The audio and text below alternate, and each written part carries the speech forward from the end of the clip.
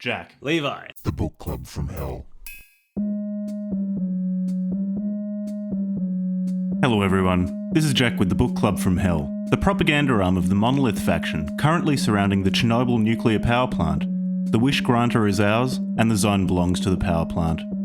This episode is on Jack, a long-running furry webcomic by David Hopkins.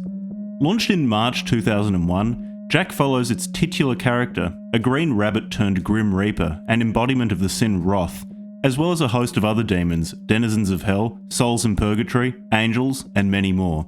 All furries, of course. Sincerely Christian, David Hopkins uses his webcomic to work through Christian theological problems like the question of evil, the nature of redemption, God's love despite our sins, suicide, why bad things happen to good people, and so much more. A bit of admin before we start. We've got a Patreon account, and if you like what we're doing, allowing us to cover hosting costs, etc. will go a long way to keeping this sustainable. Additionally, one of our listeners is the vocalist and drummer for the band Masticate and has a new album coming out on the 1st of September named Human Cogwheels. If you're into metal, it's well worth checking out, and the band's Bandcamp link and Spotify will be in the show notes. So, if you're ready to hear about two non-furries' experience with an extremely not safe for work furry webcomic, then listen on. Enjoy. First question for you, Jack. How much exposure had you actually had to furries before starting this podcast? Minimal exposure. Like, I knew that they existed. Like, I'd seen them gathering in the Edinburgh Gardens every now and then. But beyond that, like, I never did a deep dive into furry lore or anything like that. What about you? One of my friends when I was younger had a furry phase. He even bought a put together at least one costume that I know of. Mm. And I believe they're actual characters, so when they put together a costume, they're also creating a persona to go along with that costume. Mm-hmm. And so I remember we were probably in our early 20s, I think, if I remember correctly. So it seems to be something that appeals to sort of late teenagers, early 20s, and then definitely not everybody. Some of the YouTube videos that I was watching coming up to, like, in preparation for this episode, there's definitely some people that are older than 30 or 40, but it definitely seems like it has a strong bias towards that sort of late adolescence, early adulthood. Mm. It's a young person's game. Yeah, it's a young person's game. And so he explained some of it to me. One of the main things that my friend wanted to explain to me is that it wasn't just some weird fetish, which I think a lot of furries is one of the first things that they know they've got to be on the offensive and just go, it's not just a weird animal sex thing. It's not a sex thing. But for some people it is, but I'll take them for their word for it. It's not just a weird sex thing. Mm. It's an all-encompassing lifestyle that includes sex, but is not limited to sex. Yeah, from my explorations in preparation for this episode, like the sexual current is very strong. Very strong.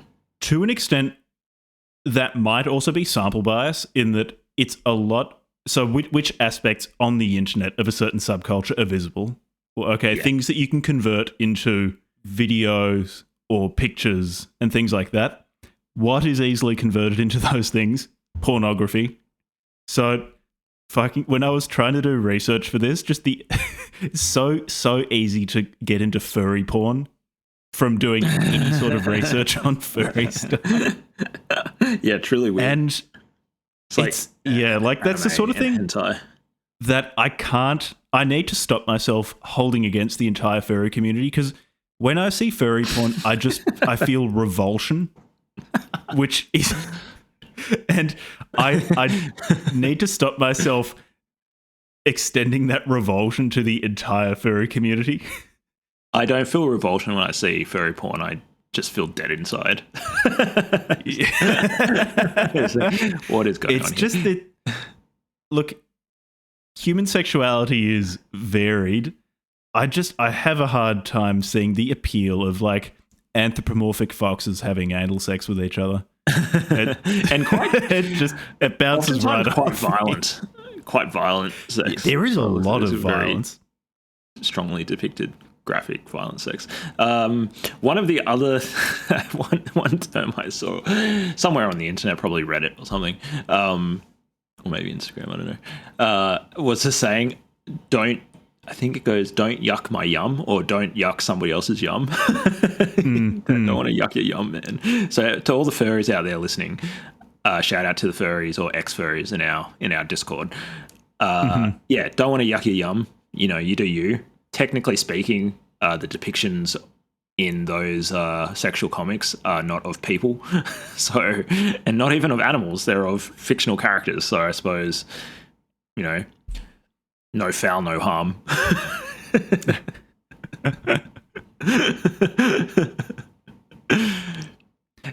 There is one thing that I would reference everybody to, which is a really great video on YouTube by the Internet Historian. It's called Failure. That is so good. I love his videos. The Failure of Rainforest. It's so good. Oh, I saw that. That was such a good video. There's a bunch of degenerates just go and ruin a hotel with their furry costumes on. I believe that was something that contributed to some of my prejudices about furries. Hearing about fur cons.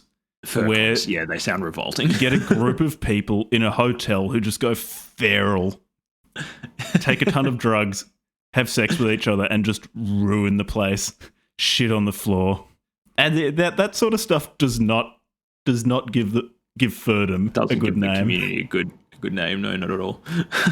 It's this whole thing of putting a mask on. I suppose that's why the Guy Fawkes mask is such a powerful symbol. Is that that's why when you put it on, you become a hacker. You instantly know how to code. Never coded before, but when I put this fucking mask on, all of a sudden I can code. I don't know what it is, but I don't want to code anything useful. I just want to hack things. No, be antisocial stuff, steal things. I just start going to people's retirement funds and stealing their identities. You turn into the online equivalent of a raccoon.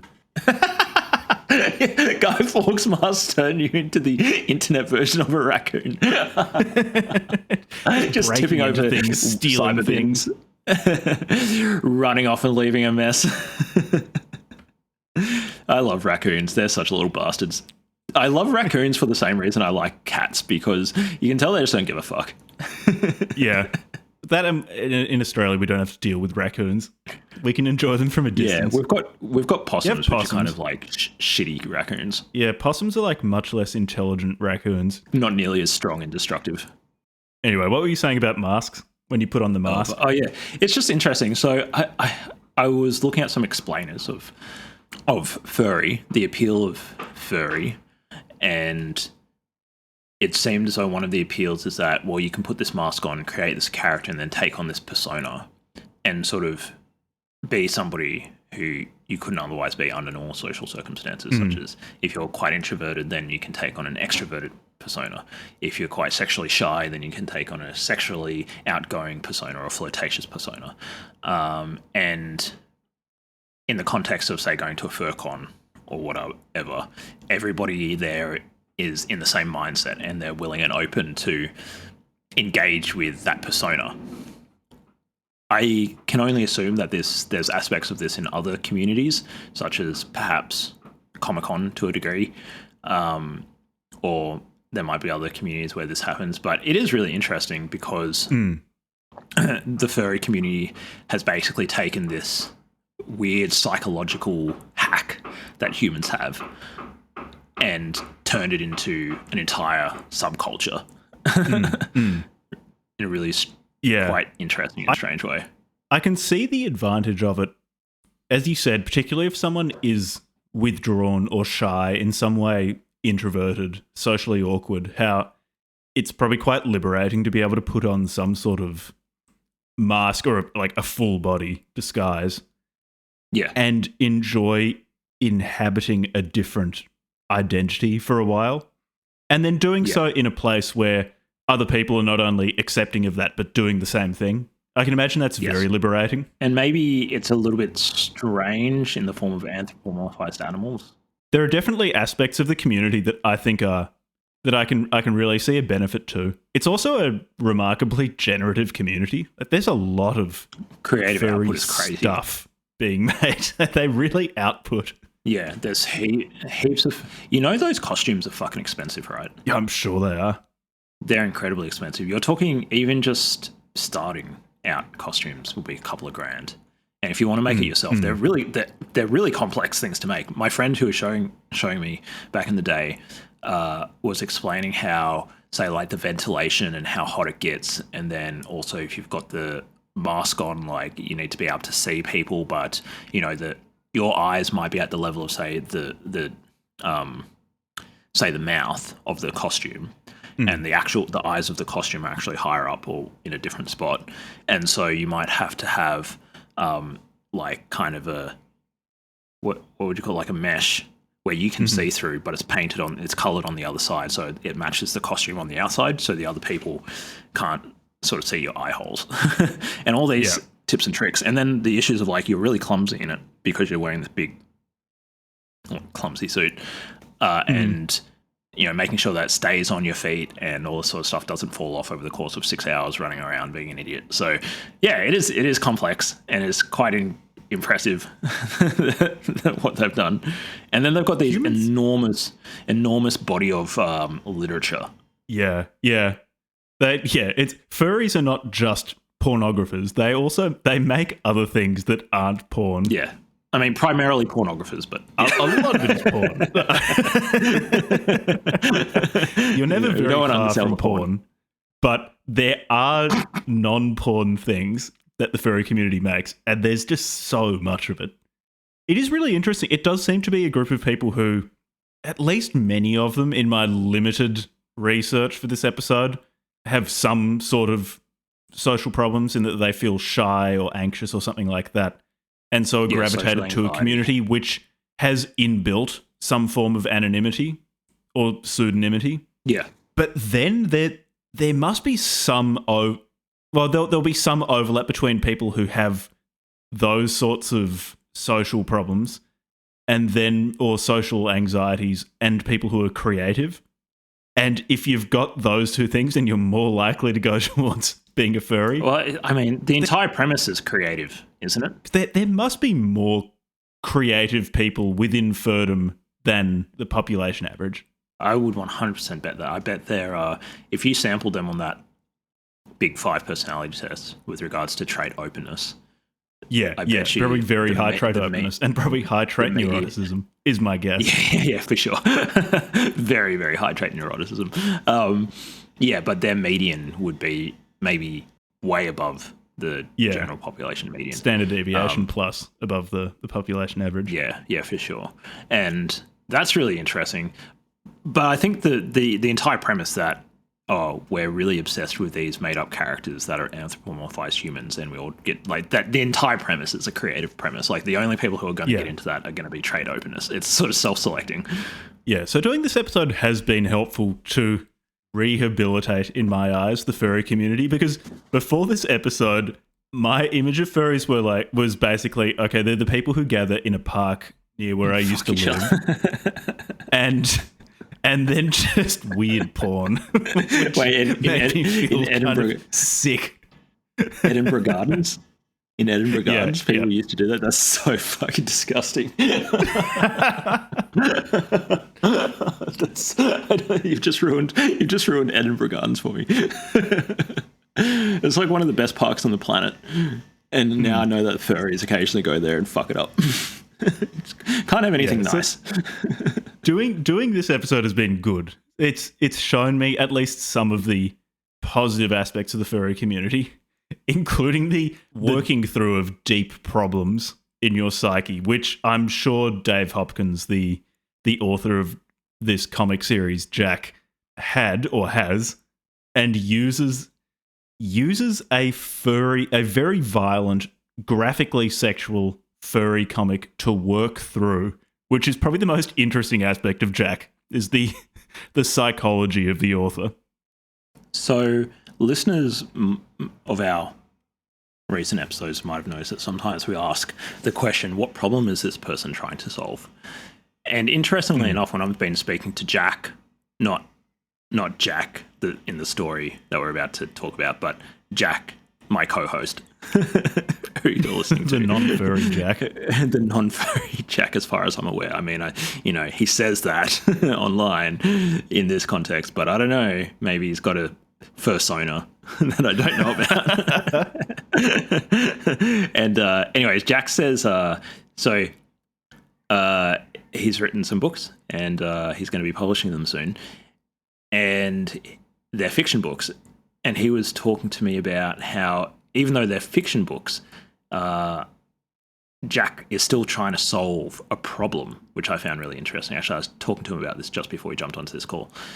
And so, Jack, what problem, even though it's a fiction book or a fiction series it's essentially a graphic novel, really, do you think that David Hopkins, the author of this furry comic, what problem or problems do you think this dude's trying to figure out through his writing?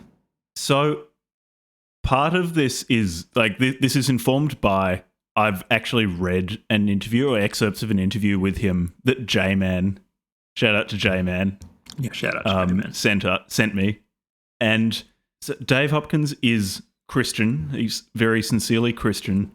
Deeply Christian. He has a lot of quite misogynistic thoughts that in this interview he says he has, but he uses particularly the character of Drip, whom I'm sure we'll talk about at length, which is also one of his personas. He has a furry suit of Drip, the character in Jack. He uses that to, in some way, exercise these demons he has in his psyche regarding women. And then also his feelings of that was you guys will learn about Drip. Drip is quite the character. He personifies Drip because he has a fursuit. That's so Drip. fucking creepy. Yeah, he has a wife as well. So he does interact with and live with a human female. So female, yes, female. Well, so from the point of view of Jung's distinction between, go and listen to our Jung episode if you want to learn more about what I'm about to say. But a psychological fiction versus a what was the term that he used? A mythological or a mythological, yeah. A mythological. I think this is psychological because he's strongly psychological. Yeah, he's very aware that he's visionary. Sorry, psychological versus visionary. This is a psychological, self-analytic piece of fiction. Yeah, this is very self-analytic, and it is interesting seeing him work through theological problems within his Christian faith and real very deep questions, such as why do bad things happen to good people? Why do bad people get so many opportunities to redeem themselves, and why do they deserve that? And that's interesting, but what makes it so much more surreal is it's through the medium of a furry comic series. So you'll have characters discussing these theological problems, but there'll be like anthropomorphic rabbits or birds or something, which is just so strange. I'm sure for people who are more immersed in furdom, that strangeness probably goes away as you just become more used to conveying information or stories in this way by using these furry characters. But for someone on the outside of the furry community, that never stopped being weird during me reading what were hundreds, if not thousands, of pages of furry comics in preparation for this episode. Jack is deeply psychologically scarred at this point. Yeah, this was not easy for me to read, actually. This is one of the harder things I've had to read because it's particularly because there's a lot of nudity, and I still have that repulsion response when I see some rabbit titties or something like that. It really doesn't sit well with me. So why don't we give a high-level idea of what this comic series is about? We'll spare you a play-by-play. It's very long, and And also, we don't want to spoil stuff. Like, if someone wants to read this, I don't want to give it all away for them because it's primarily graphic. It's a graphic novel as well, so you're not going to get that much out of us talking about it. But at least at a high level, it follows. In particular, the main character is Jack.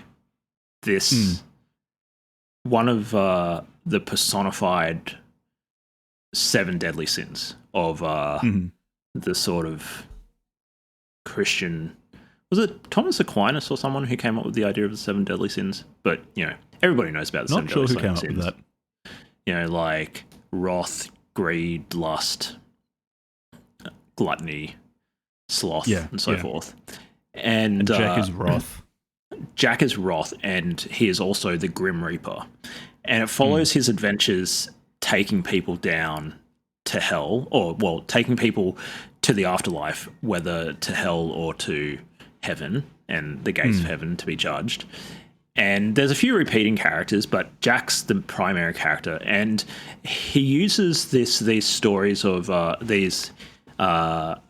basically Jack's missions to what would you call it? Like it's a morality tale. Gather people's souls as a way of like analyzing morality and telling stories about morality. And that's where this comic series is most interesting, because it's a very, very focused morality play, because it never, maybe in some of the side arcs, it might steer away from an examination of Christian morality, but I didn't read so many side arcs. Yeah, but in the mainline plot, you're never far away from David Hopkins analysing his Christian faith. And it really comes across as an intense self-examination. Intense self-examination. So it's strongly psychological and strongly theological. Or like American Christian very theological. Strongly theological. There is, because sometimes it's more symbolically examining theology, but sometimes he will just have 2 characters sit down next to each other and start law dumping Christian theology on why bad things happen to good people, and the inverse. Yeah, the problem of evil. And particularly, it makes sense within a Christian context, particularly the idea of people being redeemed. People's pasts not fully defining them, and the chance for people to, by using their free will, atone for their past. That's very, very big as a theme in this.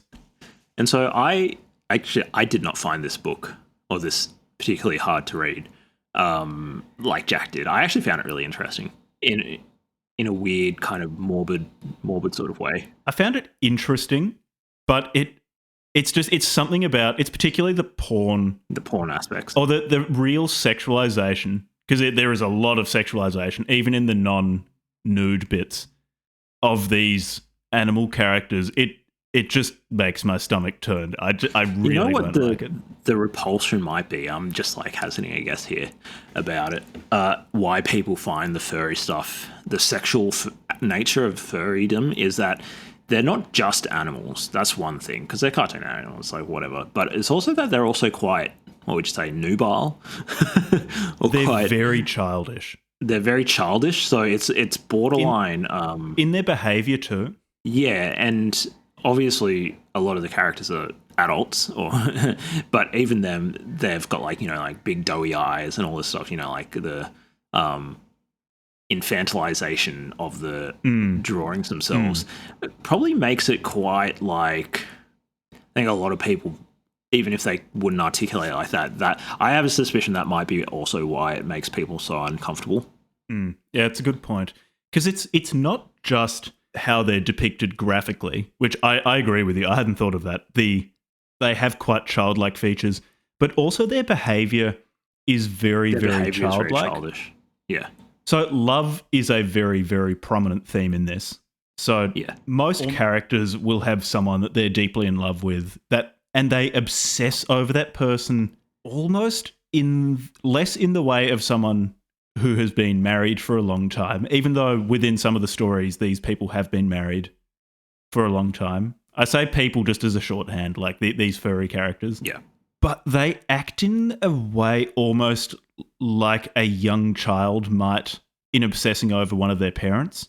But stacked on top of that is this weird sexual angle. Yeah. And also in their mannerisms and things like that. So if you see a 5-year-old or a 6-year-old, their physical mannerism or their mannerisms in response to things that happen to them are so exaggerated. So when they're happy, they'll throw their arms up and jump around. When they're sad, they'll hang their heads down and cross their arms and curl up into a little ball. Children's physical gestures tend to be very, very pronounced and in this sort of naive way. And those same physical cues are present in this comic. There's a real sense of childishness, which is very strange when it's mashed together with highly introspective Christian theology. That's why I think it's partially. I would not necessarily.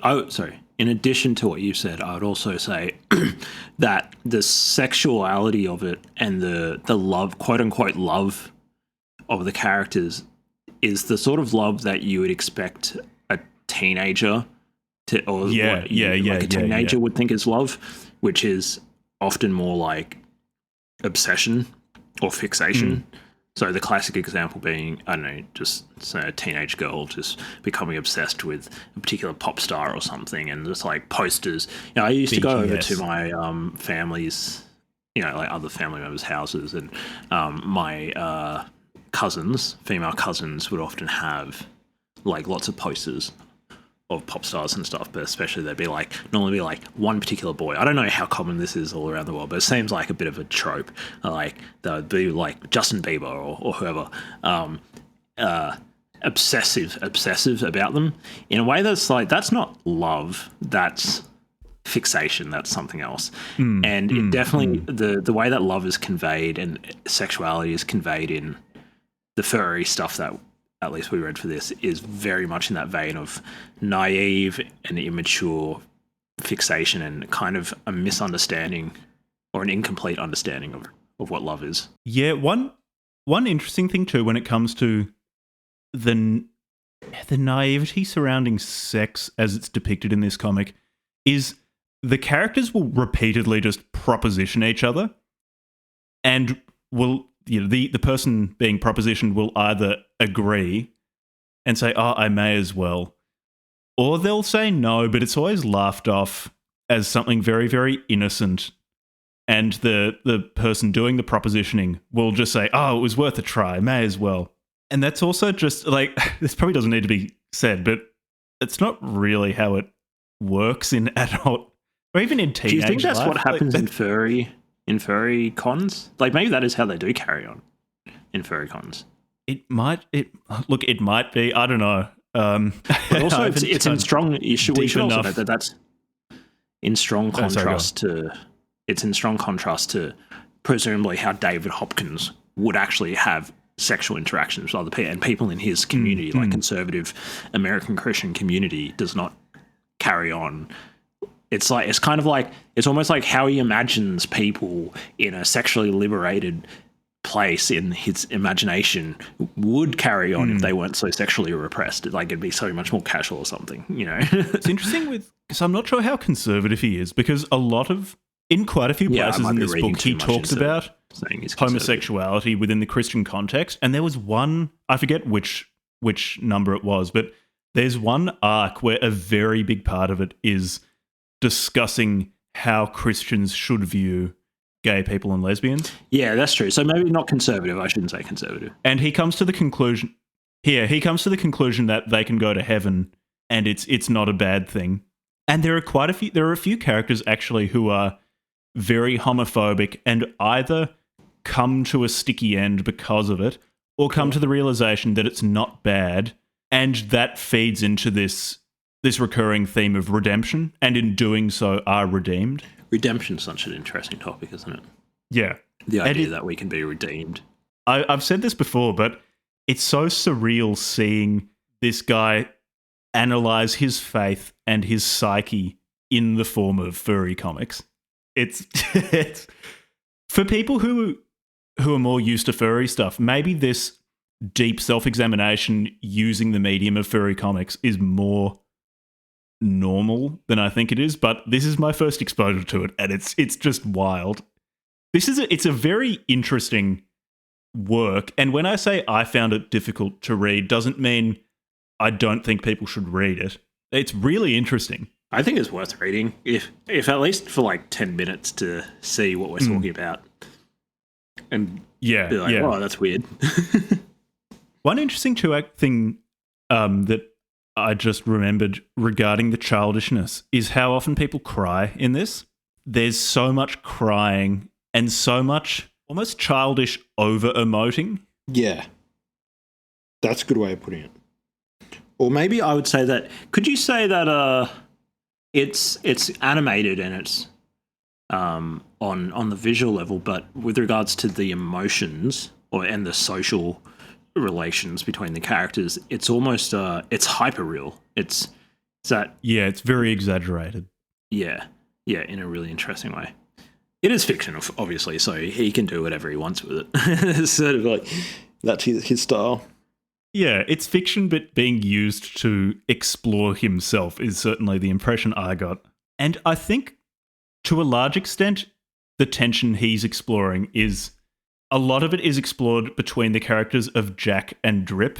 How about let's contextualize, because you contextualize it a bit by saying it follows largely Jack, who is a green anthropomorphic rabbit who is now Wrath, one of the seven sins, and the Grim Reaper. Basically, each of the seven sins did something in their mortal lives that was so egregious that not only were they sent to hell, but they were turned into one of the high servants of hell. So not just being a petty demon or being tortured, but you are actually now Wrath itself, and your job is to go and claim souls.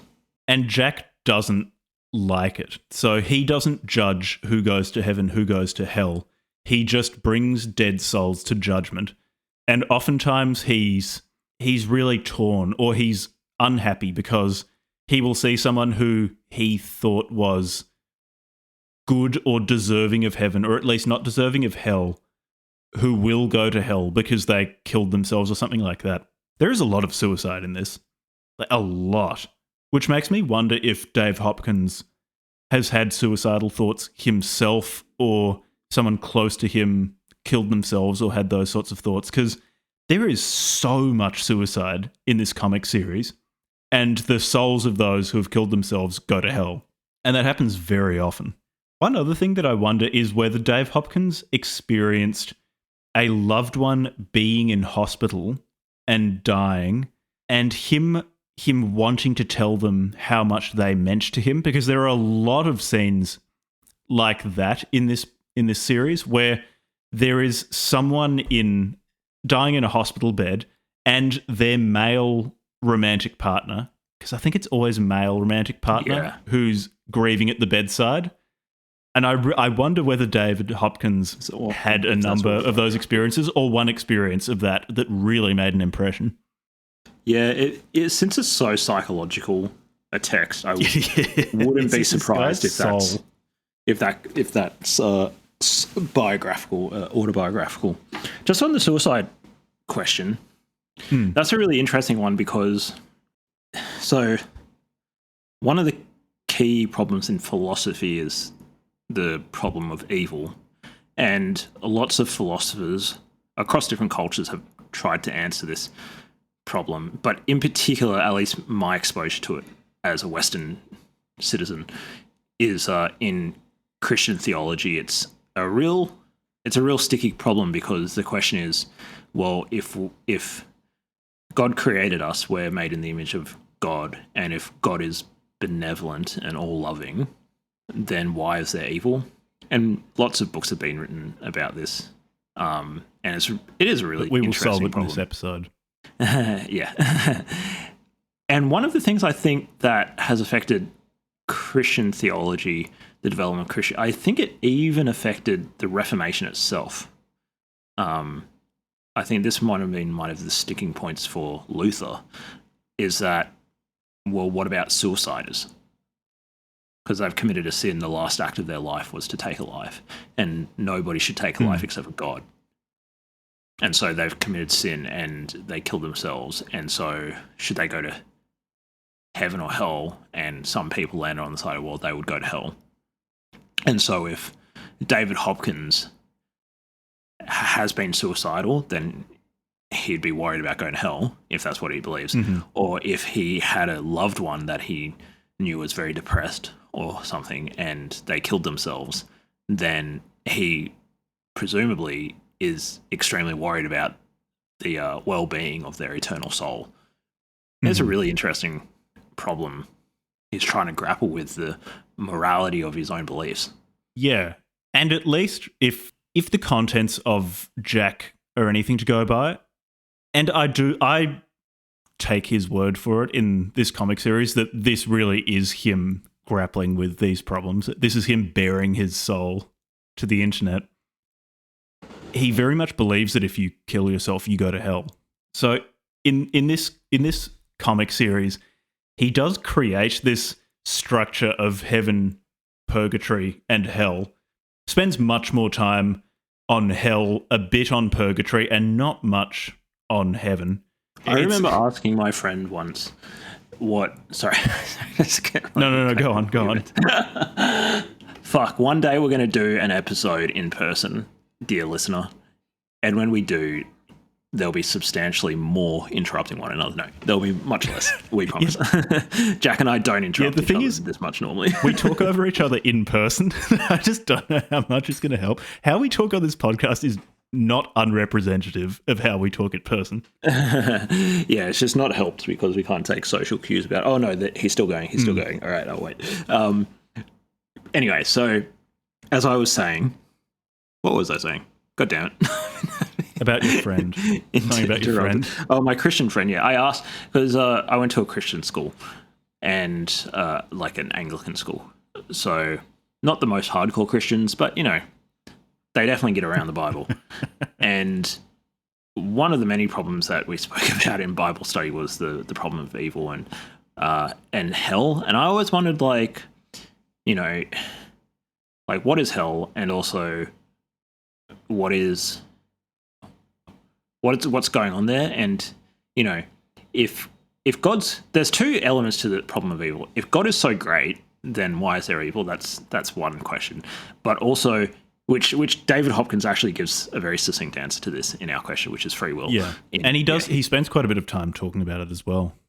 But another one of the problems that I asked was like, well, if God's so great and people die and the ones that are Christian get to go to heaven, that's one thing. But then why does he have to torture the ones who aren't Christian? Like, couldn't he just let them die and just disappear and just not exist anymore? Why does he have to torture them forever? And I asked one of my friends, you know, what's going on there? And he just didn't give me a straight answer. He's just like, well, God is love, and so wherever God is, that's where God is going to be, and that's where love is and all the good stuff is. And then hell is just the absence of God, so it'll just be bad. I don't know what's there, but whatever it is, it's going to be bad. And there was one American Christian film that we watched in particular where it posited that maybe hell is just like endless darkness. You're just kind of like floating in the abyss. You're not being tortured, but you're just kind of like a disembodied soul. So it's much more like the ancient Greek afterlife. Yeah, which I found interesting. Absence. Yeah, an absence. Like you're still conscious, but except for being conscious of, you're conscious of the absence of everything else. And yeah, I don't know, it was just interesting because David Hopkins' view of hell is that, no, it's a place specifically set up to torture people. Yeah. In really vile, sardonic, and often ironic ways. Like, God's got a sense of irony. He's very creative, David Hopkins. His depictions of hell are very, very florid. I did enjoy like the medieval depictions. The Twin Towers are in hell. One of the towers has got a big hole in it and people live there. Really? Huh. Yeah. Didn't you notice that the World Trade Center's in hell? No, I didn't. I think it's in... It's in Necropolis or something, but yeah, there's a part of hell where the World Trade Center is. Yeah. How about we talk about Drip? We've talked a bit about Jack, this quite sympathetic character who I won't give away what he did, but he did something really bad in life, and actually, I won't give away his origin as well. All I will say is that David Hopkins answers the question of why is the entire world populated by furries in this comic strip, which ties into the plot in a really fun way. But Jack did terrible things in life. Now Jack is wroth and doesn't remember what he did in life to deserve to become wroth, and to an extent disagrees with or struggles with the decisions of God in judging some of the souls that Jack brings from Earth to judgment. So in some ways you can view Jack as this side of David Hopkins which is struggling with Christianity and asking these sorts of questions about his Christian faith. And then you've got the side of Hopkins that I think Hopkins regards as evil and bad and something to be resisted, which is Drip. So Drip was, in life, a mass murderer and rapist who did things like raped his own children and things like that, who was killed and was just so good at rape and murder in life that he was made into the deadly sin of lust. And he's, I don't know if I'd call him the primary antagonist. He's, among a cast of antagonists, the most prominent, probably. Yeah. He just basically pure evil, just incredibly sadistic, always trying to hurt everybody around him. And he's punished in hell by not being able to feel any sort of gratification for the depraved acts he carries out in hell. And he's trying to escape hell so that he can enjoy being a terrible person again. David Hopkins, as I said earlier, uses this character of Drip not only in the comic strip, but also he has a fursuit of Drip. This way, I guess, to contain and control his misogynistic urges and his, on some level, dislike of women. I find that's very interesting and remarkably self-aware on his part. It is interesting too in this particular interview I read with him where he says he feels real anger at men who are violent towards women, motivated by misogyny, because Hopkins says that if he can control these urges, then other men should be able to as well. When I say this is him bearing his soul to the world, it really is. He just lets it all hang out. Yeah, you got to respect him on that level. Yeah. Most people are too formatted, to be honest, about their deviations from whatever's socially acceptable. Yeah, he's very open about these things. I also think that he's, given his age, in America, there are a few really big crimes that happened in the 80s and 90s that really left a mark on sort of American pop culture. The ones that stand out, like Ted Bundy. And there are a couple other ones in the US and in Canada that if you go into I can't remember what it is. It's like some fandom. Oh, that's right. There's a true crime show and there's a fandom about it, and this true crime show like tells the stories of serial murderers and stuff. And man, there are some fucking sick people out there. Suffice to say. And some Drip really reminded me of some of those people. There were several where like they would keep their prisoners or whatever and in a basement and like rape them and all this sort of stuff, and then or make them watch while they raped other people. And when those stories broke, they sent chills down the spine of like every American household. And it's probably part of the reason why in America, like I don't know if it's in America or if it's in also in other parts of the Anglosphere, there's almost been an overreaction of like wrapping kids up in bubble wrap and always being worried about where they are and stuff, because like these crimes were, one, so heavily publicized, but two, they were so vile and chilling crimes. And to me, a number of things come up from the American zeitgeist, like school shootings in this, but with Drip, it's sort of like he represents all of those crimes that probably happened when based on his age, like David Hopkins was probably a teenager or a young adult, unless I'm fucking up his age. Yeah, he seems very preoccupied with these things, and very preoccupied with how bad men specifically can be, in that most male characters in this series will be rapists or pedophiles, or at the very least, very violent people. At any point when it's particularly, you'll have an adult woman plus minus a child. Whenever a man will offer them shelter or help or something like that, chances are he's going to end up trying to rape one of them. There is a lot of rape, which is just what men do, right? Like, it's just what men do. Non-stop. Just won't stop, can't stop. But that's interesting too, and I wonder to what extent that is Dave Hopkins feeling these particular urges and in some way exercising them in a comic strip, or if that is also how he views the world, in that he sees all other men having these same impulses towards women that he does, or he said he does. Yeah, interesting. Yeah. Yeah. Very interesting comic strip when it comes to he doesn't have getting into the author's head. He doesn't have a very positive view of men or women, it seems. There's like just doesn't that a pretty strongly moralistic view of everyone. There are good aspects to the world in that very consistently characters will love each other. As we said earlier, in quite a teenage way, but still he holds that in very high regard. He thinks love is very important, particularly love leading to childbirth. So I don't know if he has kids or not, but he obviously feels that having children is extremely important because he brings it up. Could you imagine this is your dad? Like, how did Dad keep food on the table? What was he doing for a living? Oh, holy shit.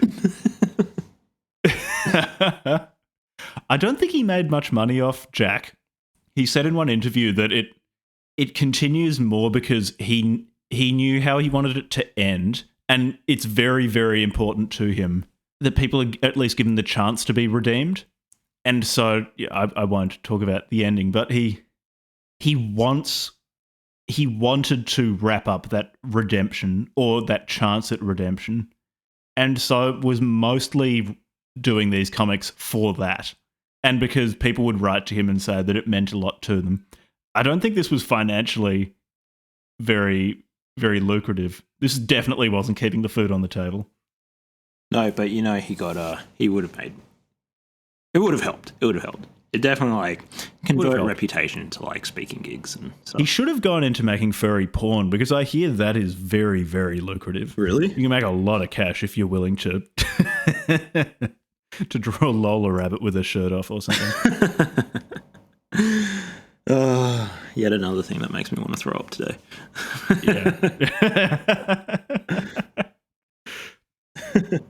Yeah, so there are good things in the world. I found Fanar, is that his name? So not really spoiling much. I think that's how it's pronounced, Fanar, for no apparent reason. Fanar is the first character that you meet in the entire series. And long story short, when he's getting aborted, he's being as aborted a fetus or something, and he's in hell, but he can't be affected by hell or harmed. He's under the protection of hell because he's innocent. Because he was innocent when he died. He was. You know what's interesting? In his thing, he said, Adam and Eve sinned. They were innocent, but then they ate of the tree of knowledge, and so they were innocent and ignorant, and then they became not innocent, but they knew too much. And so he's like, you're innocent, so you can't be hurt, but you're also ignorant, and we're going to leave it that way. I found that. I was like, yeah, that is interesting. This is very interesting. Would Fanar have had original sin, even though he was aborted as a fetus? I think that's the argument. Would he have had original sin? I'm not sure where they don't. When does original sin come into someone's life?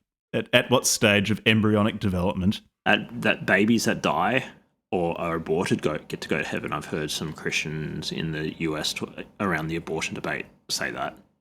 Yeah, but anyway, yeah. So Fanar is innocent, so can't be harmed by hell, and he helps Jack out.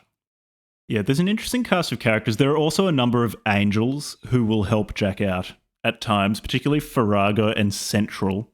And then there's one called Reckonin, I think, who has a sword, and Jack calls upon this particular angel to basically kill people when Jack's having a hard time killing them.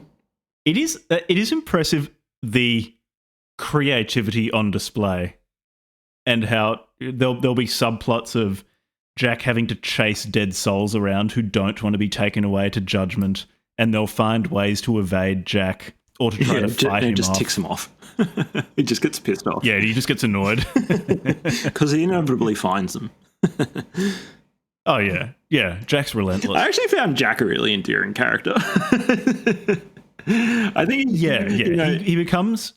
Initially, he seems dislikable, but David Hopkins does a good job of making him more likable as the series goes on. I think David Hopkins is actually a really good writer. Like, character writer. Because I can only... Yeah, so this must he be, makes this distinct characters that you do care about. Surely he must have made a career doing something like comic book writing or something. Because he's really talented. Yeah. If this is just one that he put out I'm not sure free. what he does. Because he can also draw well. I will say the quality of the art does vary a lot. And I'm assuming that it's just to do with how experienced he was at drawing at the time of writing. And I think he also redid a few of the comics too, which is why you'll have the experience of the comics being well drawn and easy to follow. And then suddenly there'll be one particular arc which is just unpleasant to read. It's hard to read things. It's a draft. The drawings are worse. Like a draft. And then it'll go back to being fine again, or even good. He also seems to experiment with different drawing styles a lot, or did in the process of writing this. Some of which are much better than others, but some of them changed so much that I was having trouble recognizing which character was which. I should also say that this represents years and years of work. Because when did this start? 10 years. It's been going on for ages. Launch date March 1st, 2001. Yeah. Is it? And it's ongoing. It's not finished yet? It's still ongoing. So yeah, it's he's still making them. That's like Calvin and Hobbes. Or did Calvin and Hobbes end? But like there's some of these. No, I think Bill Watterson stopped. Yeah, so maybe would Dilbert? Is Dilbert still going? But yeah, these long running comic book worlds, or these comic worlds. I actually really like that style of art. I occasionally look at Dilbert. I really like Dilbert. Really funny. But this has a much stronger plot. Than Calvin and Hobbes or Dilbert. In that Calvin and Hobbes exists within a consistent world, but it's not as if you can't jump in to a certain collection of it, and you won't know what's going on. I got the sense it was more like DC.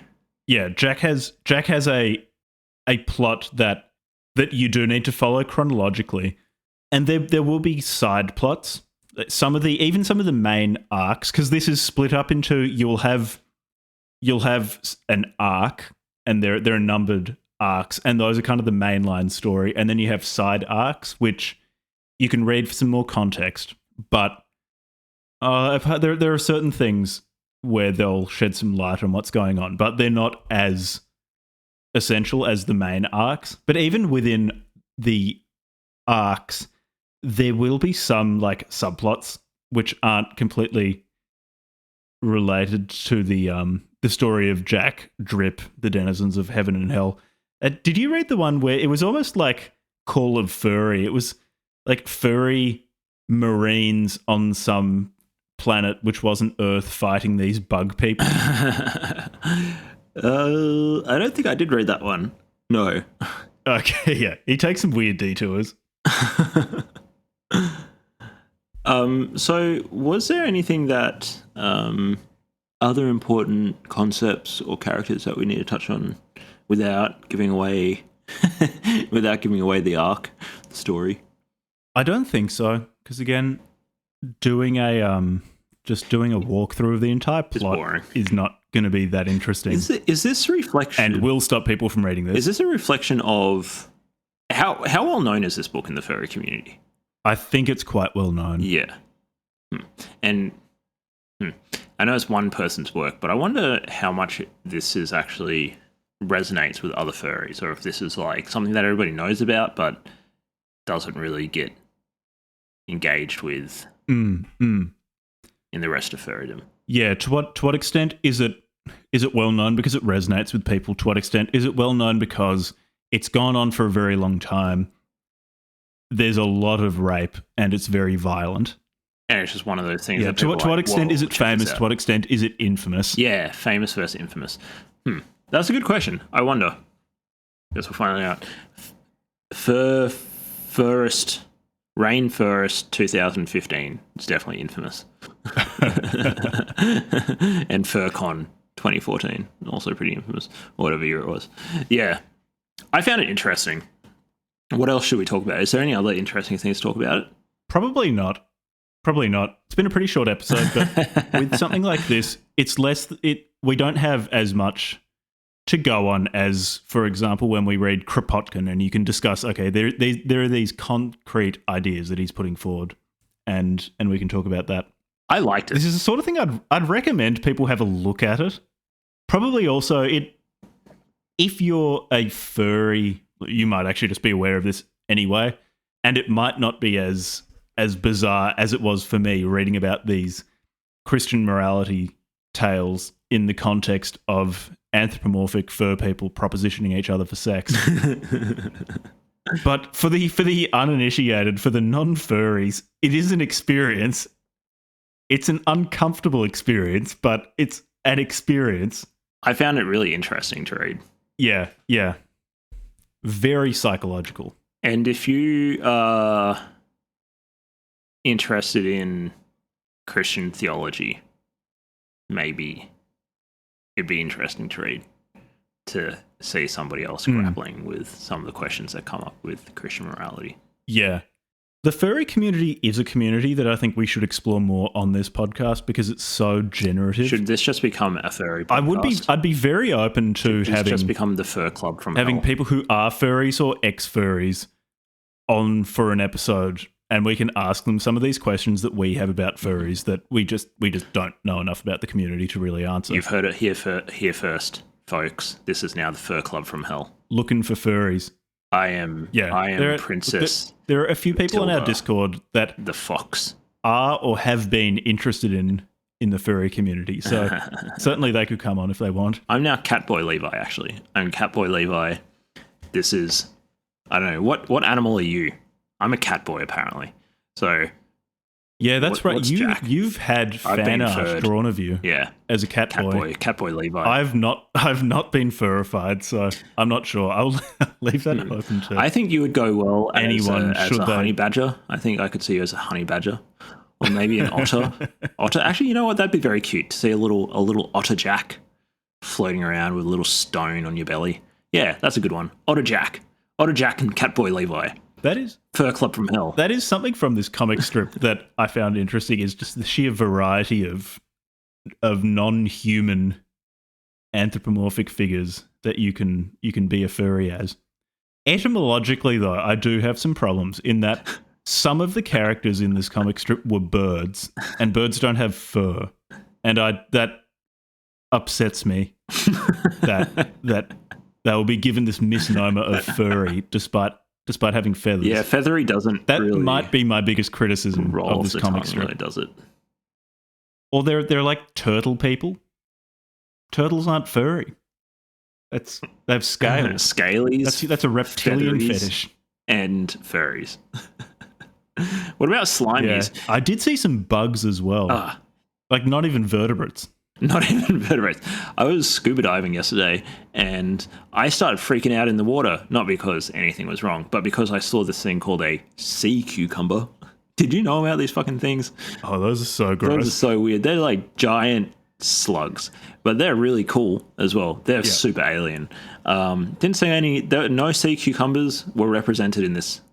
I think that if there is going to be a new subgenre of furryism, there needs to be something more focused on like invertebrates and cephalopods. Oh wait, no, sorry, that's hentai. Yeah, something with radial symmetry. That's the Japanese furry porn.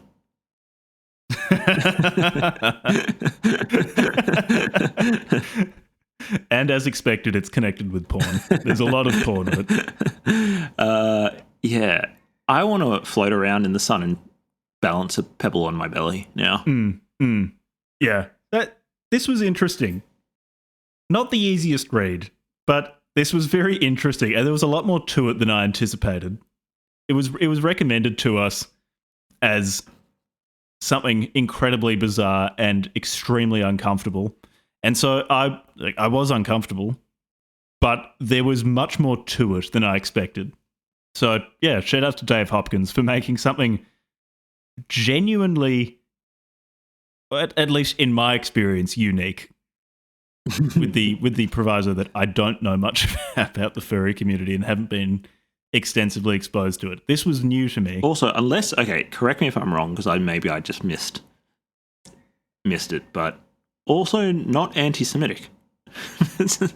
You didn't pick up on any anti-Semitism, did you? Because you could have gotten it in there if you wanted to.